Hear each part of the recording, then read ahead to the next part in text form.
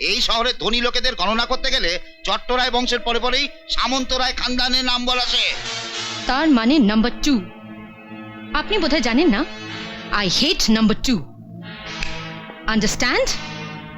You better understand. Ladies and gentleman, আপনাদের tender সব যাচাই করার পরে বোর্ড অফ ডিরেক্টর স্থির করেছেন এবছরের কন্ট্রাক্টও বর্ষা ইন্ডাস্ট্রিকেই দেওয়া হবে। Congratulations, madam. Congratulations, madam. Thank you very much. Congratulations. Congratulations boss. Thank you Dhiren বাবু। একে কংগ্রাচুলেশন বলে বলে আমার জিভটা ভারী হয়ে গেল।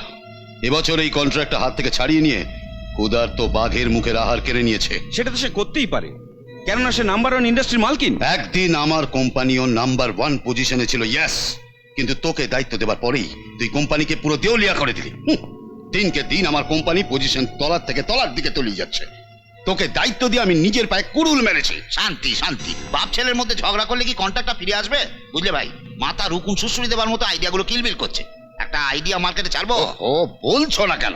না না, আমার কথা হলো কি, বর্ষা যদি এ ঘরে বউ হয়ে আসতো, মানে রঞ্জিত যদি বর্ষাকে বিয়ে করতো, তাহলে আমাদের ইন্ডাস্ট্রি আমাদের, আর বর্ষার ইন্ডাস্ট্রিও আমাদের।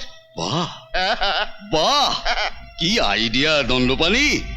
তার মানে যথা রাবণস্য মন্দোদরী। কি বললেন মিস্টার ধীরেন সামন্তরায়? আপনার পুত্রের সঙ্গে আমার বিয়ে? বর্ষা, তুমি হাসছিস কেন? Dad, this is the best joke of the millennium. এতে এত হাসবার কি আছে? তোমার ড্যাডি যে লাভ স্টোরি শোনালেন, সেটা একদম জমে না। লাভ স্টোরি হিট হয় তখন যে সময় এক ধনী ঘরের ছেলেকে একটা গরিব ঘরের মেয়ে প্রেম করে, কিংবা একটা ধনী ঘরের মেয়ে একটা গরিব ঘরের ছেলেকে প্রেম করে। তবে তোমার এই লাভ স্টোরিটা হিট করতে হলে তোমার কোনো গরিবের মেয়েকে বিয়ে করা উচিত। যদি কিছু খারাপ না ভাবো, আমার ড্রাইভারের একটা মেয়ে আছে, বললে তার সঙ্গে তোমার বিয়েটা ঠিক করে দেব। ডোন্ট ওয়ারি, বিয়ের জন্য যা খরচ হবে সব আমি করব। মেয়ে হয়ে এত গর্ব করাটা ঠিক নয়। এর চেয়ে ভালো প্রস্তাব আপনি পাবেন কোথায়? আমার ভাগ্নে রঞ্জিতকে দেখছেন তো, পুরো ইংলিশ হিরো, মদ সিগারেট পর্যন্ত টানে না। আর বংশের কথা, সে কথা কি আপনার অজানা আছে? এই শহরে ধনী লোকেদের গণনা করতে গেলে চট্টরায় বংশের পরে পরেই সামন্তরায় খানদানের নাম বলা আসে। তার মানে নাম্বার 2। আপনি বোধহয় জানেন না, I hate number 2। Understand? You better understand. Barsha, বাড়িতে এসে থাকা অতিথিদের সঙ্গে এভাবে কেউ কথা বলে? I am sorry dad, I am really very sorry. Dhiren babu, যদি আপনি নিজের ফ্যাক্টরিকে নাম্বার 1 করাতে চান, তবে বিজনেসে আমার সঙ্গে মোকাবিলা করুন। এসব বিয়ে টিয়ে নাটক করে রাতারাতি বড়লোক হবার শর্টকাট ফর্মুলা আমার পছন্দ নয়। যথেষ্ট যথেষ্ট, ধন্যবাদ রামনারায়ণ বাবু। আজ আপনার মেয়ে আমাদের মুখে যে থাপ্পড় মেরেছে, সেটা আমাদের সর্বদা মনে থাকবে। চলো। আয় ভাগনা।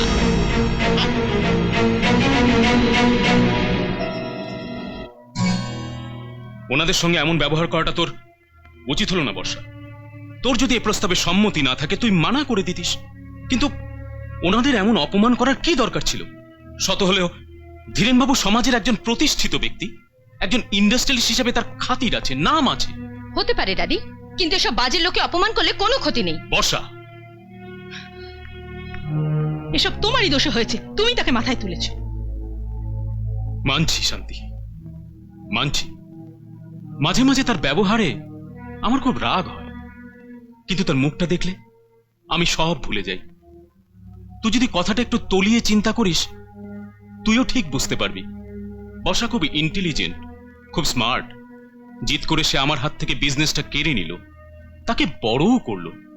তার দক্ষতা আর তার প্রতি আমার স্নেহ আমার মুখটাকে বন্ধ করে দিয়েছে। তাহলেও তুমি ভুলে যাচ্ছ যে সে একটা মেয়ে, আজ নয় কাল তাকে শ্বশুরবাড়ি যেতেই হবে।